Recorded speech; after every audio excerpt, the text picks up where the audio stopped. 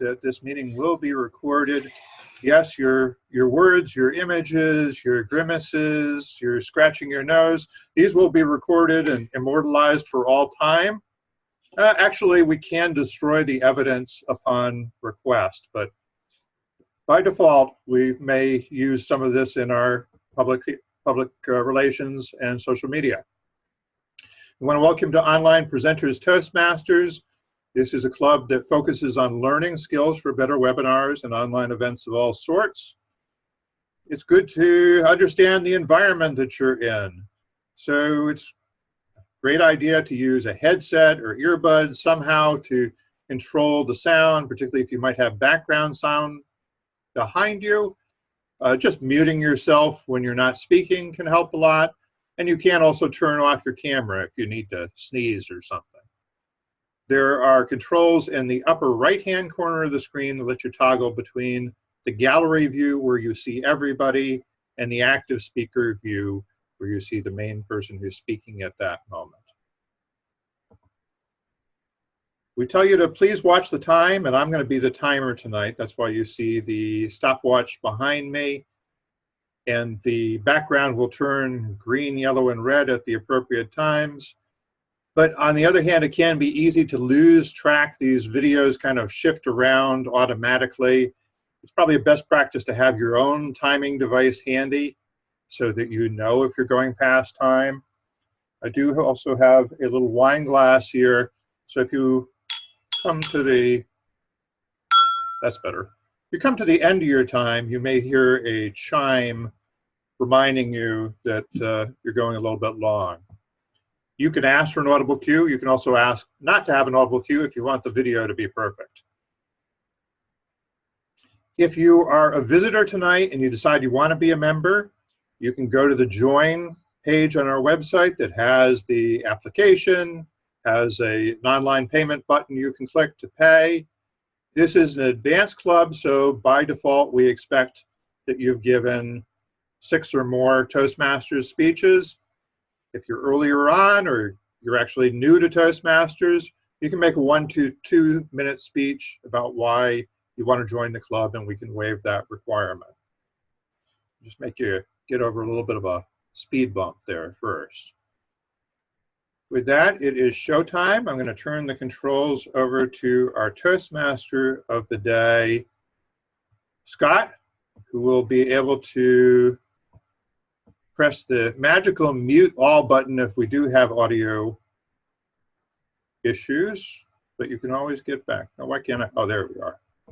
Hey, Scott, you have the host controls now. Thank you very much, David. Thank you very much. Welcome, everybody, to Online Presenters for the 3rd of December, 2018. For most people anyway, some people are ahead of that time, but mainly it's all the 3rd of December. Welcome all our visitors. We're going to have a great meeting. And as we know, it's World Trick Shot Day. So we will be focusing on that theme for the day. But for a Toastmasters meeting to really cook along, it's a team effort. So I need some helpers to help me along. I can't do it all by myself. And we have a great host of helpers. So we'll start with our counter, which is Andy Byrne. Andy, would you like to unmute yourself and tell us what you'll be doing today? I'd be pleased to do so, Scott. The role of the counter is to listen carefully for bridge words, crush words, and incorrect language as it relates to bridge words. At the end of the meeting, I'll be called upon to give a report. I'll be watching all of you, or more appropriately, I'll be listening to all of you.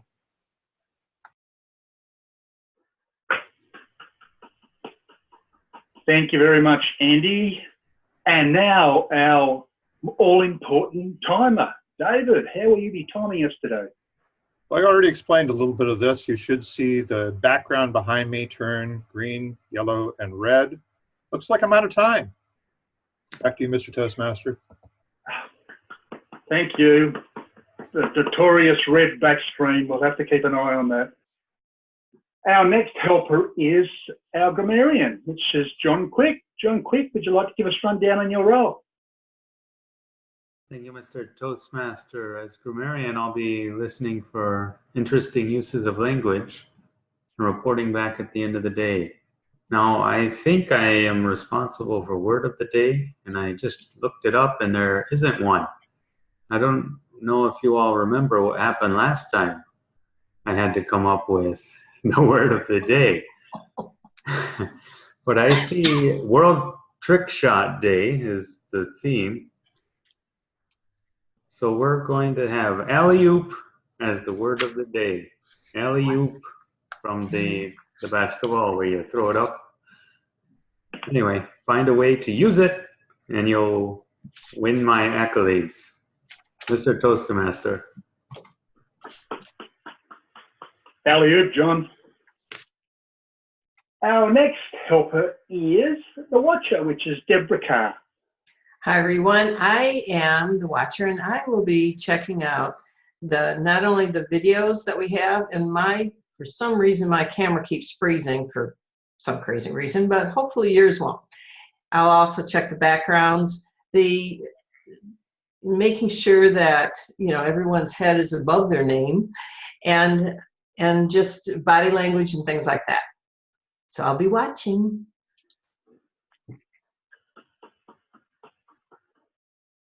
And our next helper is our all-important vote counters. So when you do vote, secretly vote to Jim Barber.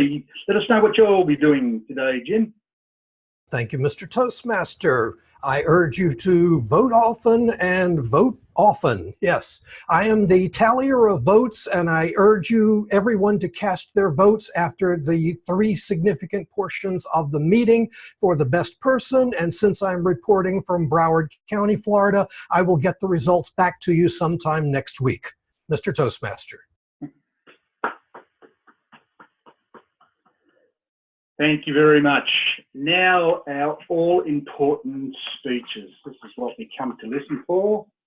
And our first speaker is Dynamic Leader number 1, Elaine Nieberding, and she's speaking from the Dynamic Leadership Level 2, Learning Your Style, Understanding Your Leadership Style, Leaders Reflection for Creating Magnificent Milestone Events. And I'll have a small introduction. But before I do that, it's a 5 to 7 minute speech, and Lois Margolin is the evaluator. Mr. Timer, 5, 6, 7, thank you. Elaine Nieberding, holistic nurse and transformation coach from Bel Air, Maryland, has been learning about leadership styles in level 2 of the Dynamic Leadership Pathway.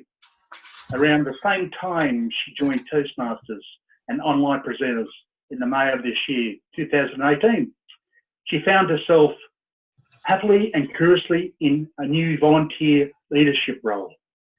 Tonight she shares leadership reflections for creating a magnificent milestone event. Please help me welcome Elaine Nieberding.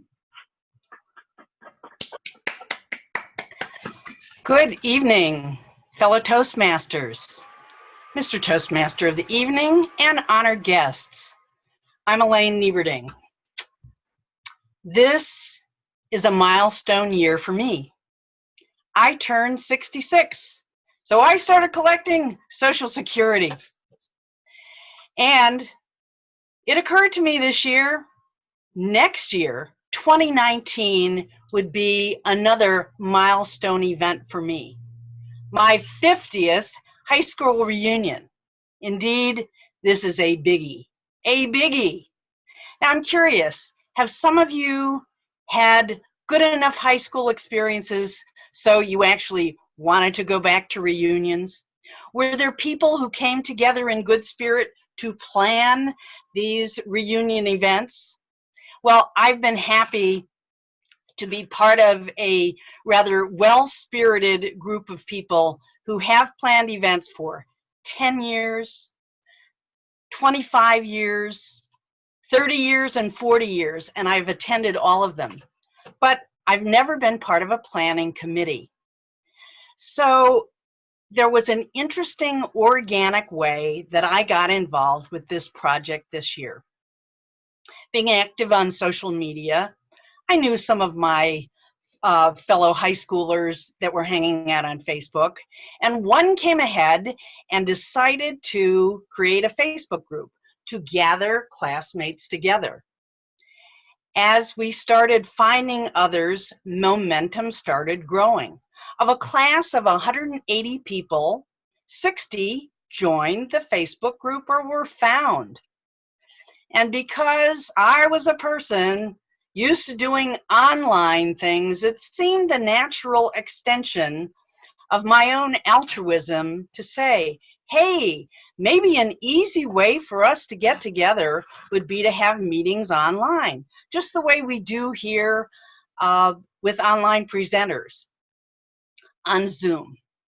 And so in May of this year, at the same time that I started participating in Toastmasters and online presenters, I held my first reunion planning meeting.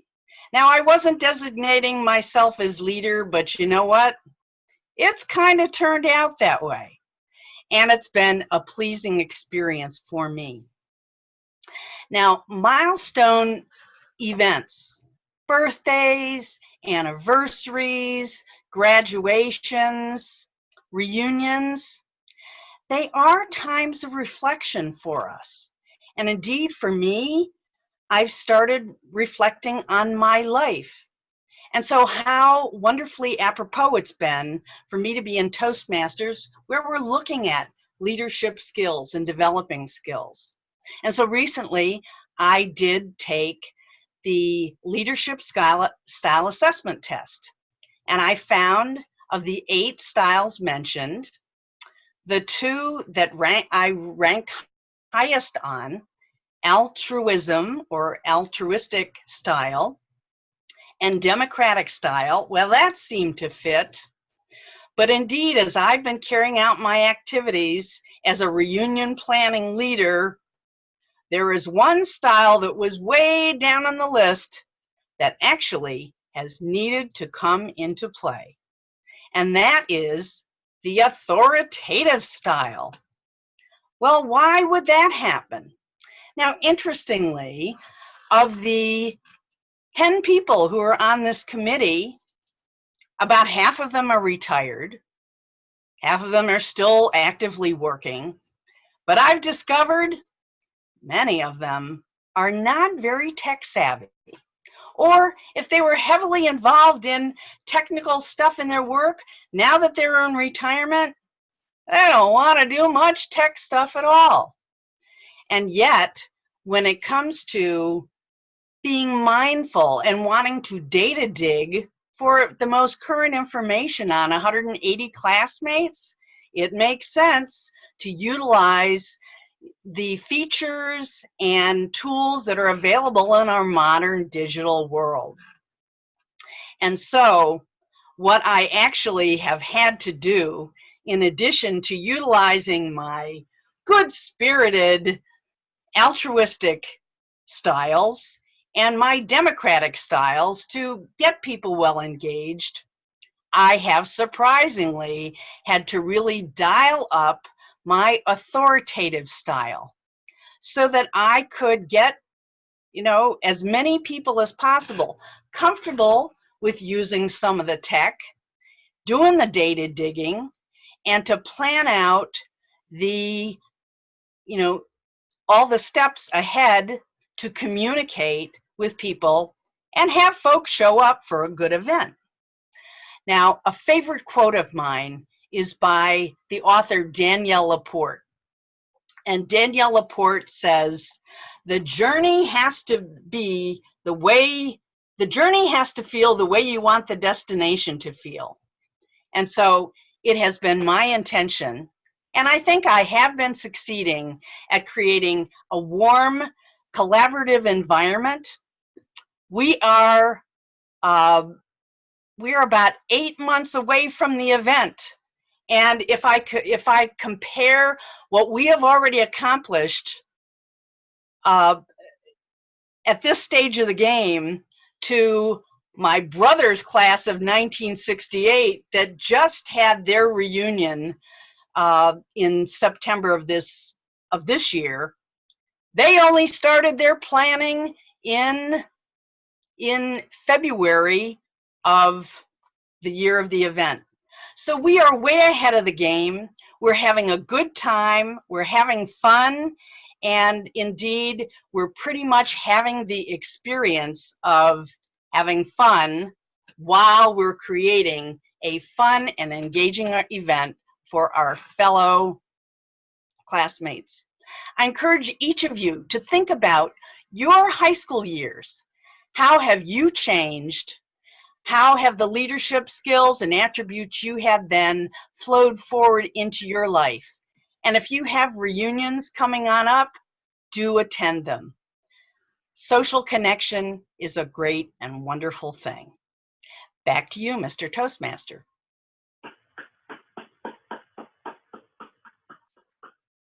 Thank you very much, Elaine. Our next speaker is CTM Jim Gould. He's speaking from the Pathway Innovative Planning Level 1, Mastering Fundamentals, which is an icebreaker. And the title of the speech is Water Boy. So 4 to 6 minute speech. That's 4, 5, and 6. And his evaluator is Ryan Demchuk. Please help me welcome Jim.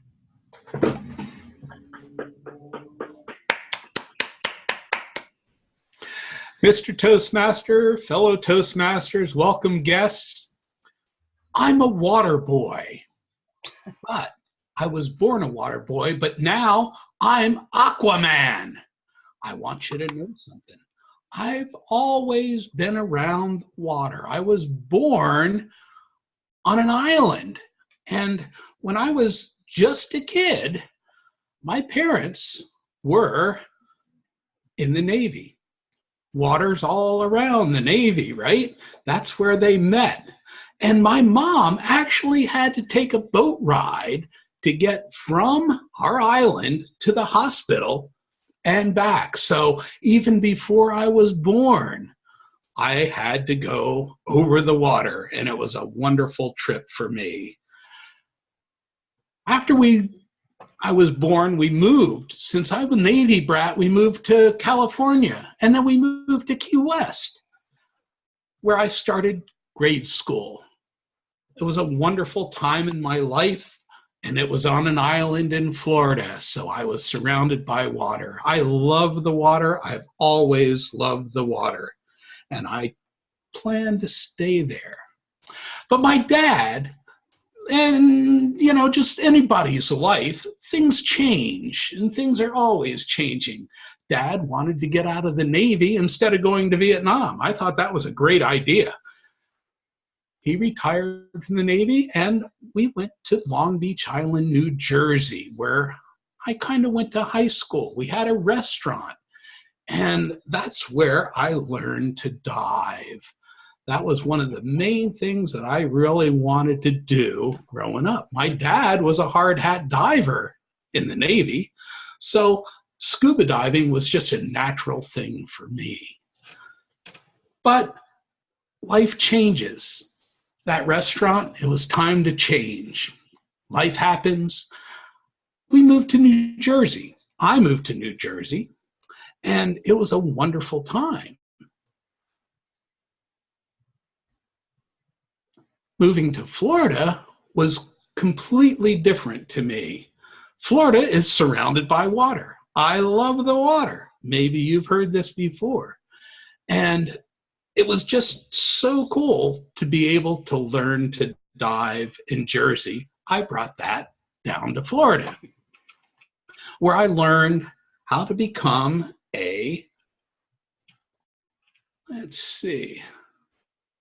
learned how to become a certified, Microsoft certified instructor. Something's not working. While we had that, life changes. I had a son. I have a grandson now. All that stuff just happens while your life is changing. So one thing that you really need to embrace in life is the change. When I moved to Florida, I went back to school and I got my degree in electronics technology, and I started to work for a company that sold computers and set up computers, and it was a great job. And I met my current wife there. Still sharing screen.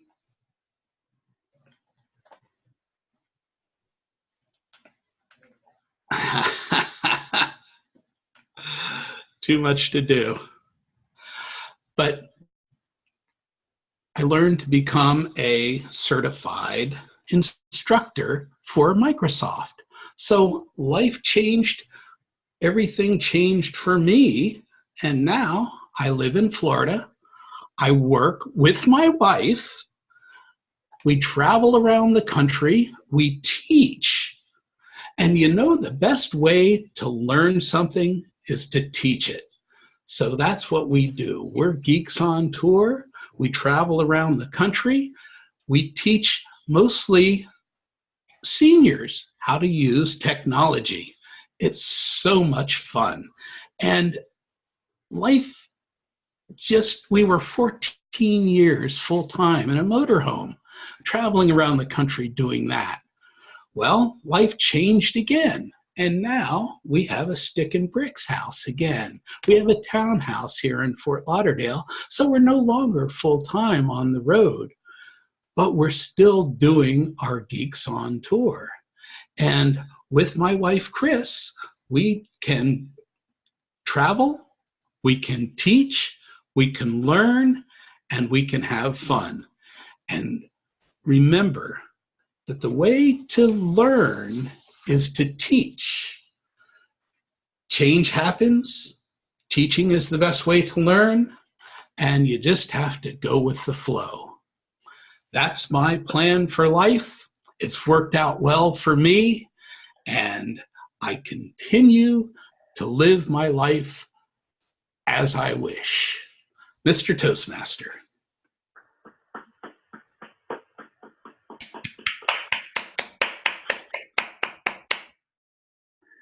Alley-oop, Jim. Lovely speech.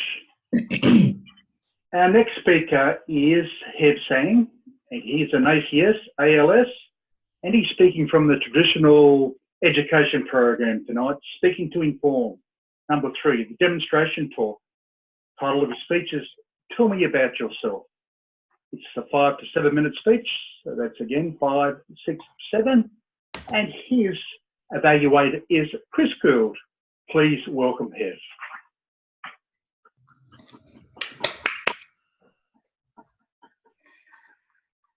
Last Friday afternoon, I took off from Philadelphia to Los Angeles, California. And if you were with me that day, you're going to know that I sat next to a beautiful girl on the flight. And as a matter of fact, she was the last one to board the flight that day. She was very, very late. Later on, I found out that she was late because of the job interview in Philadelphia. And she's looking for a job right now as a doctor. And she told me that a lot of those people who interview her, they lazy to read her resume of 35 pages.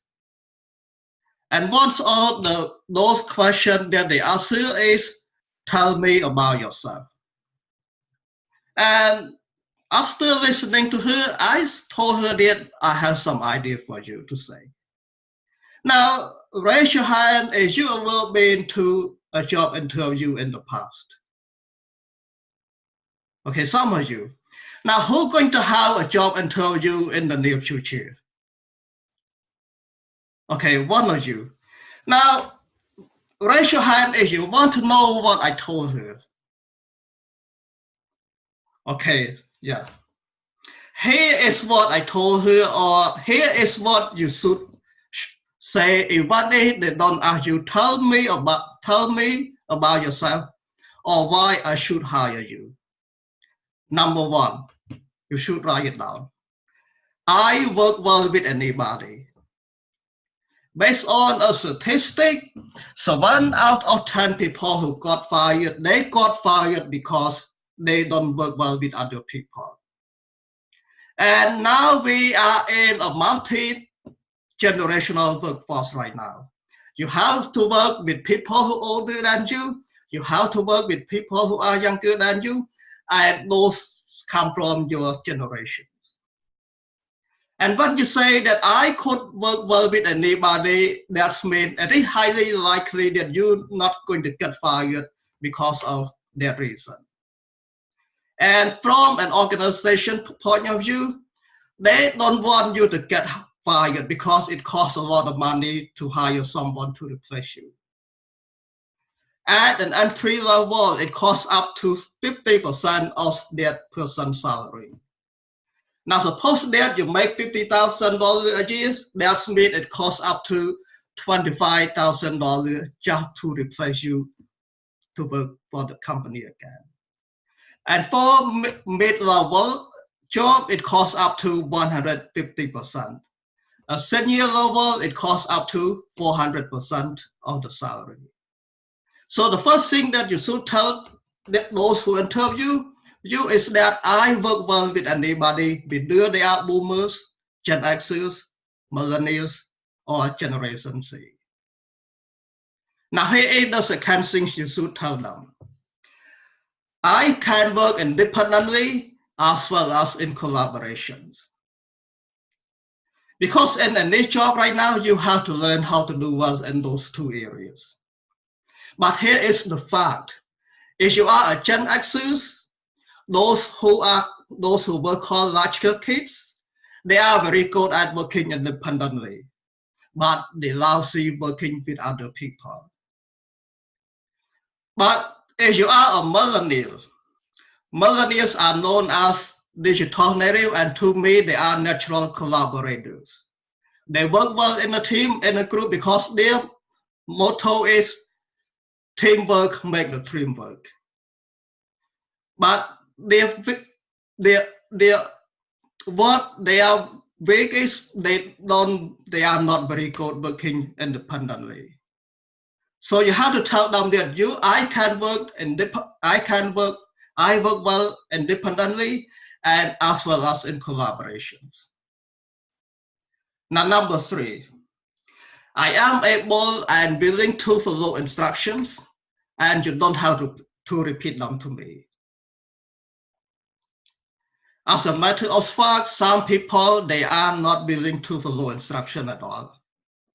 Because we live in the age, what I call right now, the age of passions. A lot of people, they want to be their own boss. The reason is that those people, they don't want to follow instructions. They hate when people tell them what to do. So you tell them that I am willing and able to follow instruction, and you don't have to repeat them to me. Tell them that. And the third one is,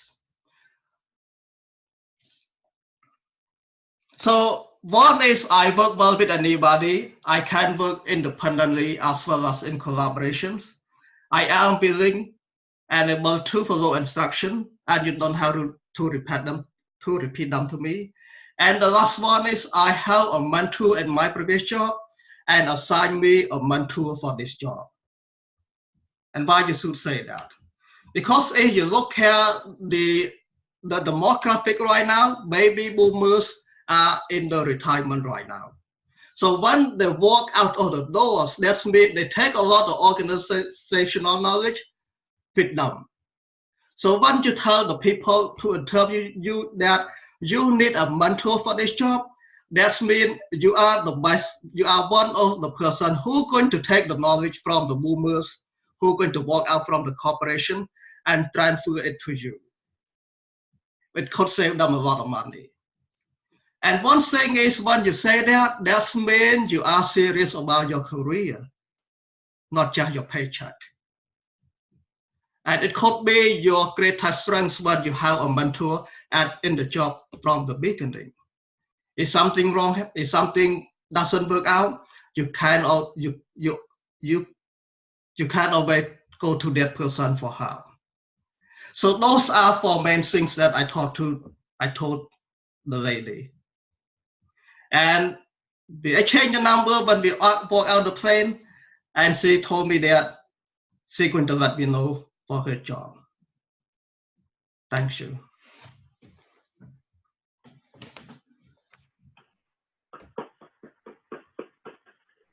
Thank you so much, Hev.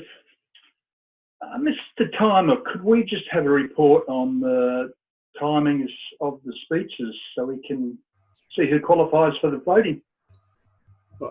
Everybody qualifies, and I will post the exact times in the chat. How about that? Okay, thank you very much, Mr. Timer. In that case, everybody qualifies. So if you could privately send a message to Jim Barber with your favourite or your what speech you thought was the best. Thank you very much. Now we move on to that exciting thing called table topics. And to run that session, we have Nick Lacani. So please welcome Nick for table topics. Thank you very much, Mr. Toastmaster, fellow Toastmasters, and most welcome guests. It gives me great pleasure to actually be topic master today and ask some really insightful questions and then sit back to listen to your answers. First of all, before I start, we have a couple of visitors with us. Is there any visitor who does not want to participate in table topics? Are you both okay? Yeah, okay, cool. So what I'd like to do is I'd like to kick off with the first question. We're talking about trick shots, you know, like a party trick or something that you do really well. What would you say is your trick shot? Something that you can do pretty much whenever you want to. And I want that to go to Dr. Watkins.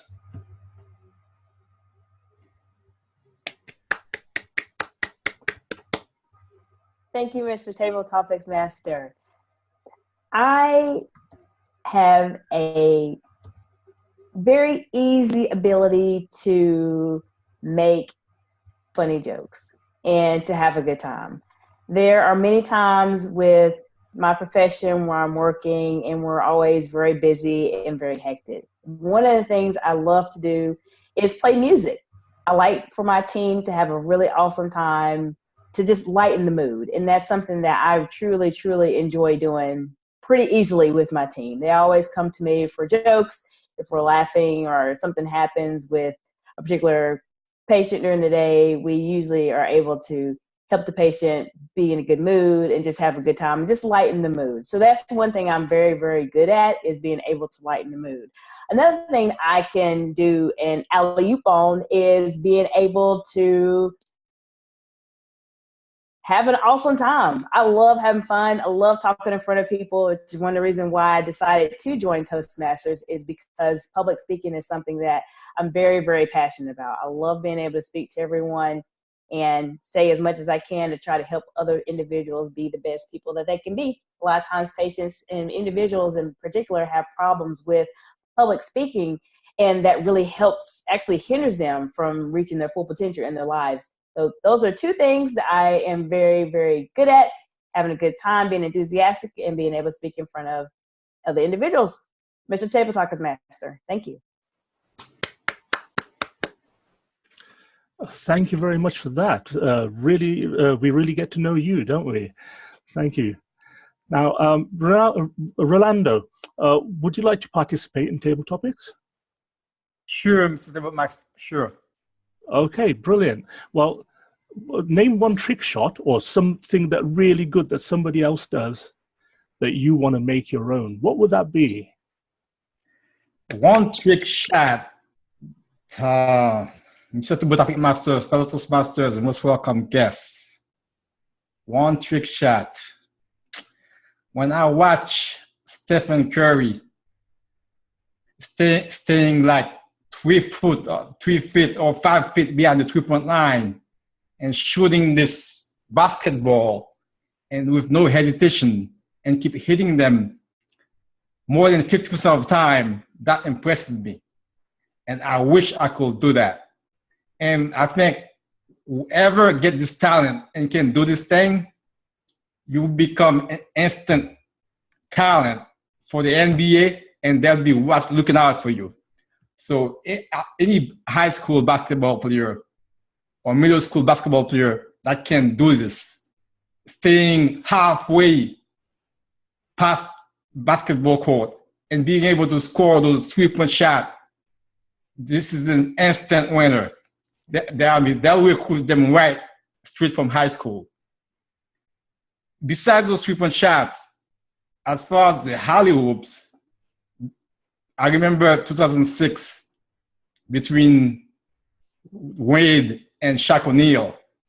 This championship is bringing back memories when I hear the alley hoop, because doing Wade to love alley hoops to Shaq O'Neal, enabling them to win this championship.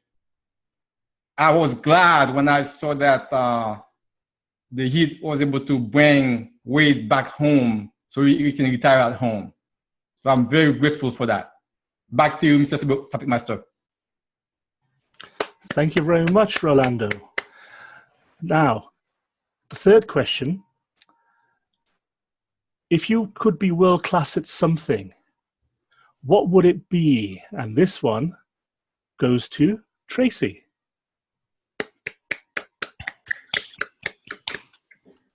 Thank you, Topics Master. If I could be world-class at one thing, it would be having the largest vocabulary. The reason why I would like to have the largest vocabulary is because Anthony Robbins interviewed hundreds of people. They weren't just everyday people. They were some of your most amazing, successful people across all nationalities and nations. And he found that they all had one thing in common. They all had a world-class vocabulary. When you have a world-class vocabulary, you can formalize any sentence. You can use words that other people may not know to use in order to formulate your ideas and ask for exactly what you want, when you want it, and receive what you want. If I could have one world-class talent, I would love to have a world-class vocabulary. That would set me up for success the same way that an alley-oop sets up a basketball player for success. Thank you, Topics Master. Thank you very much, Tracy. Thank you for that, and great use of the word alley-oop. I still don't know what that means, but hey, that's okay. Now, do we have time for one more question, Mr. Toastmaster? I think we can squeeze one more in. Okay, so what I have is, the last question I have then is, when have you tried to impress someone only to trip yourself up? And what did you learn from this? And that question goes to Peggy.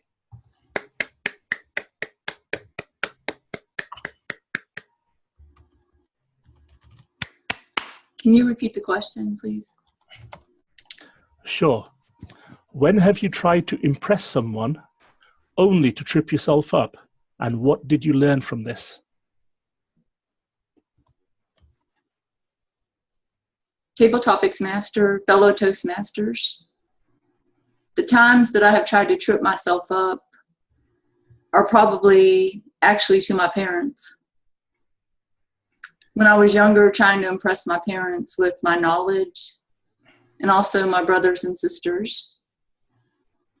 I would say more than likely just in trying to impress them with my skills and overall just with my knowledge. The way that I usually trip myself up was in trying to impress my brothers and sisters with my athletic ability, maybe riding a bike too fast down the street, being in a race. All of these are things that I think we try to impress others with as children, when as adults we'd be a lot more smarter and a lot more intelligent in not trying these things. So I think that probably as I was younger, I tried too hard to impress others with my athletic ability, and my failures were in either wrecking my bike or tripping myself up in a race. Thank you.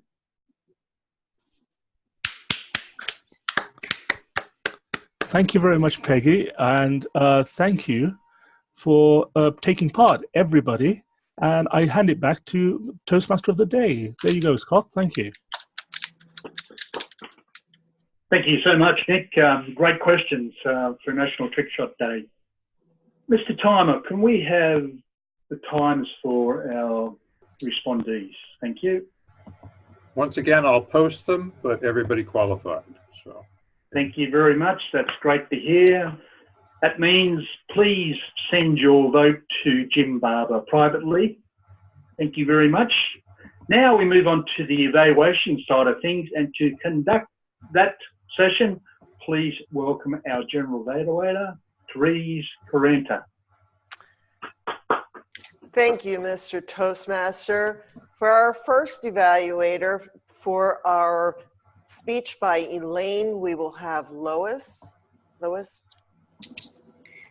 Thank you, Madam General Evaluator, my fellow Toastmasters, most welcome guest, and especially Elaine. Leadership reflection. First off, Elaine, I thought you did a really good job. I have seen an incredible change in your speaking styles, and I feel that you've really come into your own and who you are, and you commanded the screen. And nobody would believe that you were 66 years old. Let me just start off by saying that, because I wouldn't have believed it if you said 50th reunion. Wow, that's pretty impressive, if nothing else.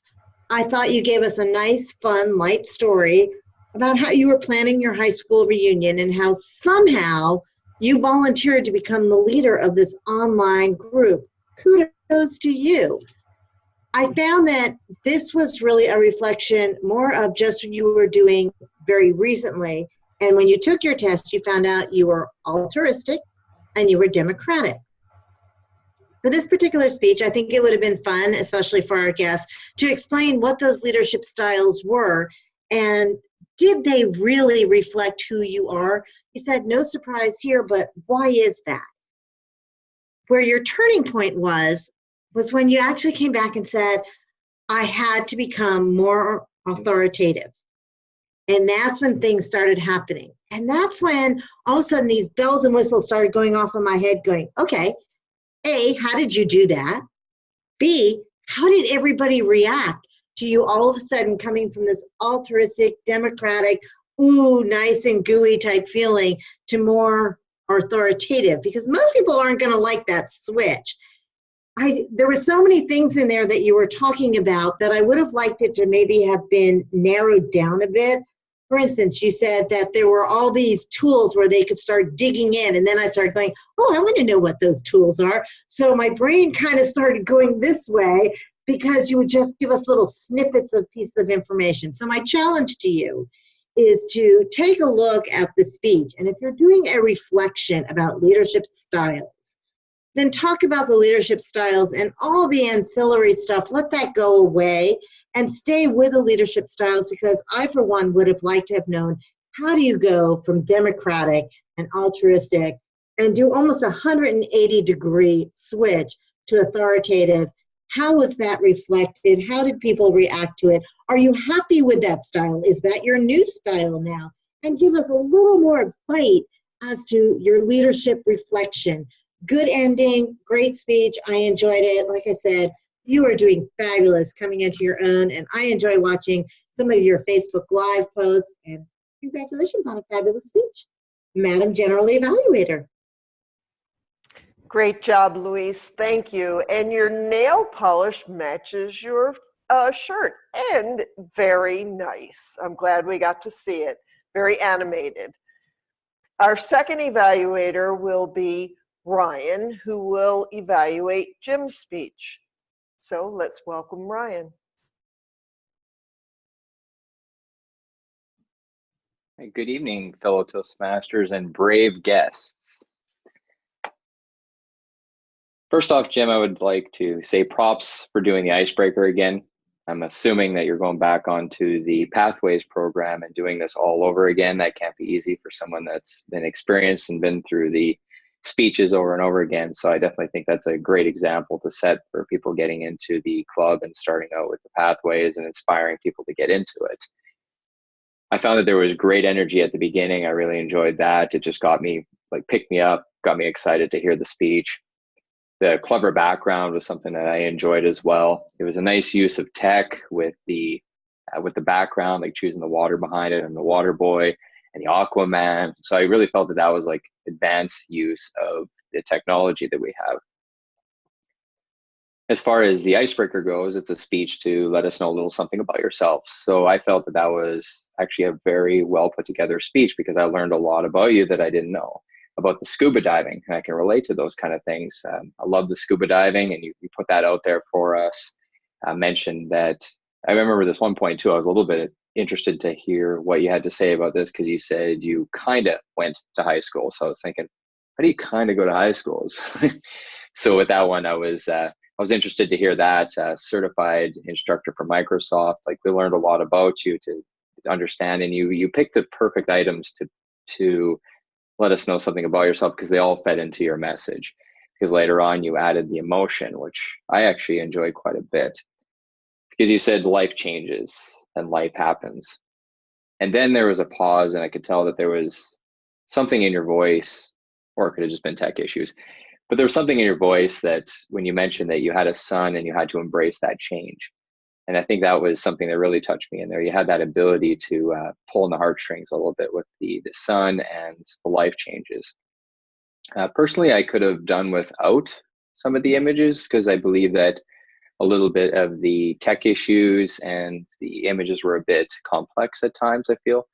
So a lot of times when you're passing on a good message, I was either focusing on how the tech wasn't working, or of course the images were coming up. But right at the beginning, you didn't have a lot going on. It was just a picture. You were talking. I could engage with you. So I think sometimes tech works in our advantage. And in this case, the tech kind of worked a little bit as a disadvantage. And going into the strengths, like the strengths, I believe, in my opinion, is that you delivered a speech with good takeaways. Again, most icebreakers are just talking about ourselves, which we're pretty accustomed to. You'd brought in good messages for us to walk away with. Life happens. The best way to learn is to teach and to go with the flow.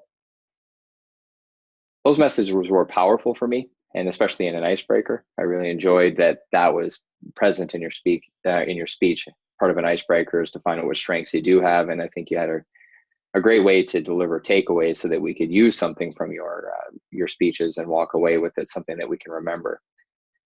Besides that, I believe this speech was an alley-oop, and thank you very much for that.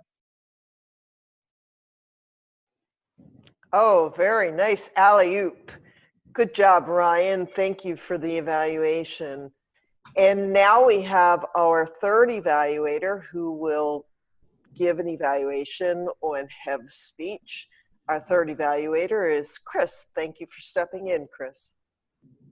Hi, everybody, and Madam General Evaluator, fellow Toastmasters, and especially Hev Sang. I enjoyed this speech. It was said to be a demonstration talk. I'm not sure exactly what that meant, but it seemed clear to me that your purpose was to give us some pointers on interviews. And I thought it was very clever how you wrapped your 4 pieces of advice into a story about getting on an airplane and having somebody sit down beside you who was just going to an interview. And you gave her 4 pieces of advice. Very well organized and good advice. I've always been an entrepreneur, so I haven't ever had an interview, but I have interviewed people. And it is absolutely true that you want to know that these people will be able to learn and grow in your organization, not their specific skills, so that they get along with people, they can work independently or together, that they can follow instructions and assign them a mentor so that they integrate into the company. Very well organized, good advice, nice story. You asked to comment on your accent. And first of all, I have to say, I am so impressed with people who speak more than one language. I mean, you know what they call somebody who only speaks one language? An American. So I am very impressed with that. And it did seem to me like you had full command of the words. You didn't seem to struggle over understanding what words were right or building your sentences. They were just great. but I do have to tell you that I struggled. I really struggled to understand your words. So I think it's more a matter of enunciation. And there's a couple of little tricks that you might already be using, but maybe take. One is to find and practice tongue twisters in the English language, such as she sells seashells by the seashore. You keep practicing things like that. And Peter Piper picked a peck of pickled peppers. The more you can practice those and say them clearly, the more people will be able to understand you. And there is a story that has been told in Toastmasters many times about learning to enunciate by filling your mouth with marbles. If you can speak with a mouthful of marbles, it means you are getting clearer and clearer. As you get clearer, you take one marble out, and then you take another marble out. When you've lost all your marbles, you have become a competent Toastmaster. Madam General Evaluator. I think I'm in the category with the lost all marble group. Thank you, Chris. Nice job. Now we'll go on to our eyes and our ears and our megaphone, and we'll find out how we did today. So let's drum roll for our all-counder, Andy.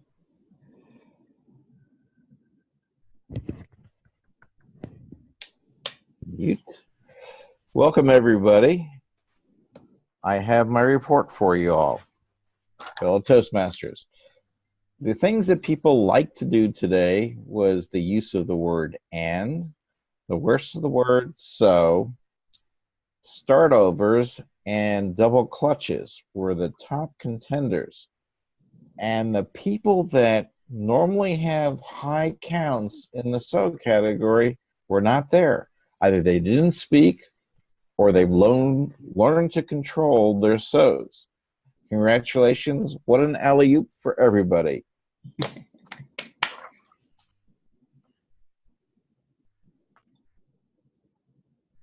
Are you finished? Okay. Then we will move on to see how our grammar went today. Can we get our report from Mr. John Quick, please? Madam General Evaluator, today we had some interesting language from Elaine. She likes to use what I'll call personification. She says things like leadership skills flow forward. Leadership skills can't flow. They're abstract, right? But it makes us connect with them. Jim Guild had a paradox when he said teaching is the best way to learn. And there were many uses of the word of the day, alley-oop, and they were quite interesting how they were figurative.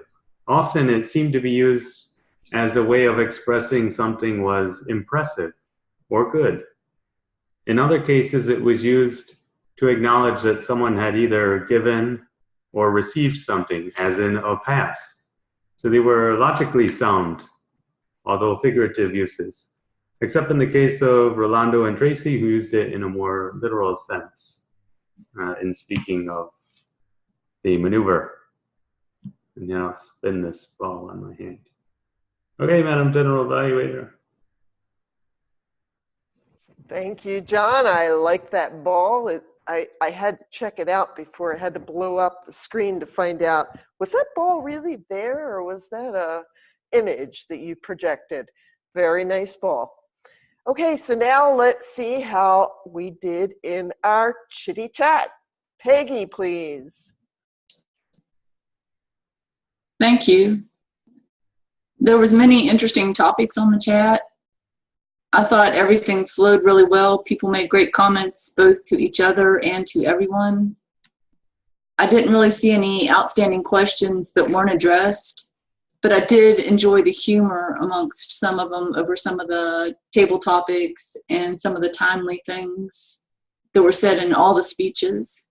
And I also thought it was interesting that two of the speeches were very similar about the high school graduation and then the other person's lives. So I thought the chat was very interesting this evening. Thank you, Peggy. Thank you, Peggy. Well, I got my first chat from Hev tonight, and that was an exciting event to write my first chat. That was fun. Okay, so for our watcher, our eyes tonight were from Debbie. Can you please give us our watcher report? I'm here, and I was watching. What goofed me up was initially because I forgot about trick shot, and I couldn't figure out what John Quick was doing with the basketball next to his head. And then it took me a while. I thought, hello. So anyway, everyone pretty well was in frame, and which was really nice. I'm gonna talk to you about that in just a minute. And I wanted to go to Jim Gould's and whoever's counting, to his presentation, because initially, you know, that was just great with the ocean and everything there when you were talking about diving. And Ryan explained everything very great about the different slides, which is something evidently I was supposed to look at too. The one thing that we want to consider anytime, if any of you are going to get into coaching or consulting or be online more than here, is naturally your background. It doesn't always have to be solid, but if there's a lot of books out of line, or if there's a lot of different things that draws their attention to that rather than listen to you, then you might want to consider just checking it so it's more of a clean line. The other thing is, in photography and video and things like that, there's a thing called rule of 3. So if you can, like, I'm going to point, I don't know if that'll work. That's not working. Okay, so a screen is divided in 3s, and if you can have the eye at approximately that top line, then that'll work really well. And it fills the frame a little bit better than back here, where you see everything else and everybody's paying attention to, like, my blinds, or what's that lady really look like up there without any clothes on and just stripes on her. So they're paying attention to things like that. So if you can keep your eyes up, and even in photography, when you start shooting in a rule of 3, that's also helpful. I hope this all helps out all of us. Back to you. Thank you, Miss Deborah, our eyes. And if you have particular comments about particular people, like me, I would be happy if you could chat to me or anyone else that may be interested in finding out what your thoughts are on their particular background. Now, for our timer, David, could you give us a time report? I think we announced the times along the way, so we shouldn't use up for time. the evaluators. Okay, Yeah, thank you. yeah. Then I will turn my roll back to the Toastmaster of the day, Mr. Scott.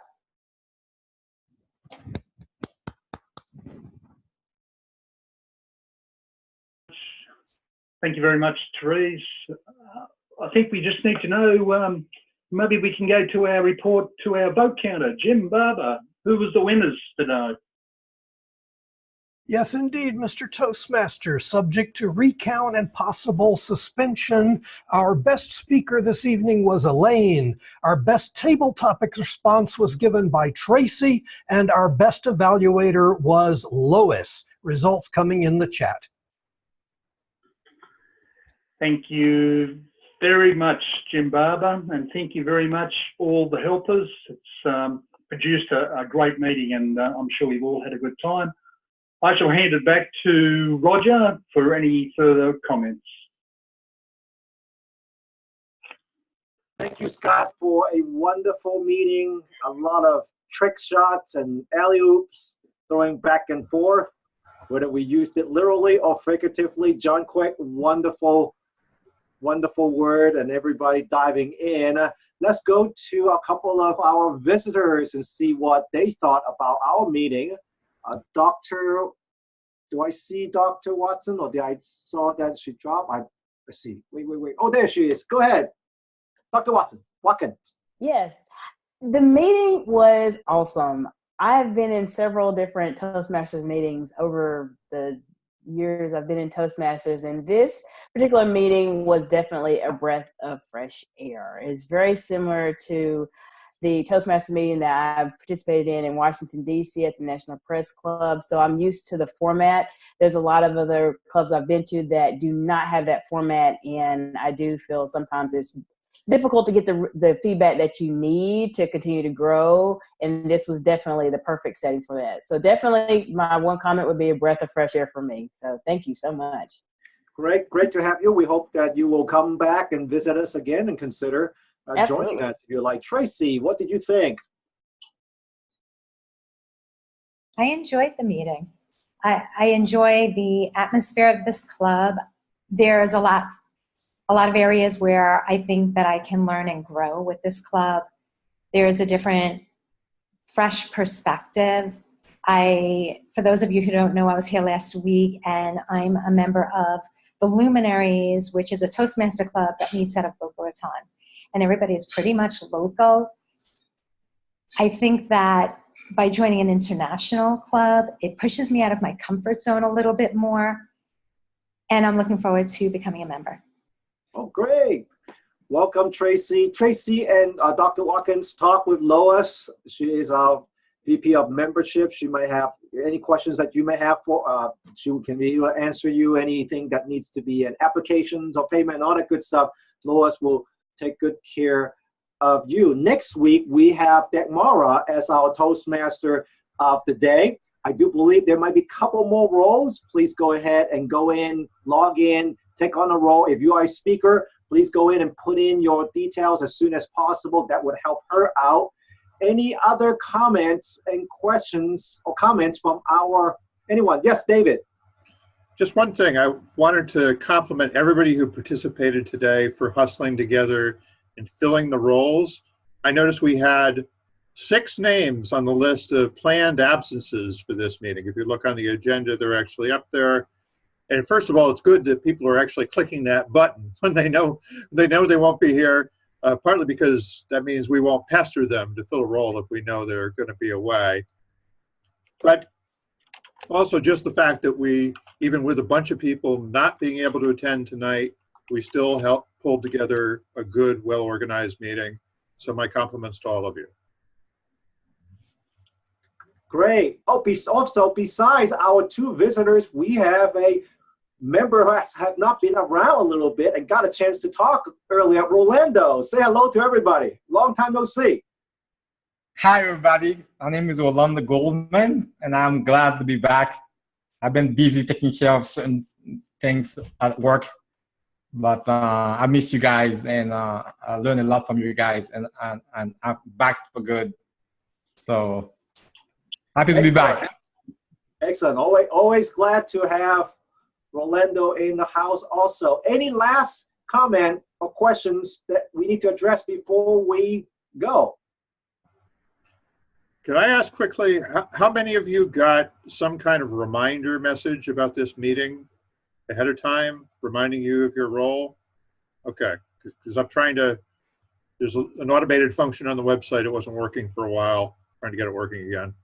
So if you got that, that was good.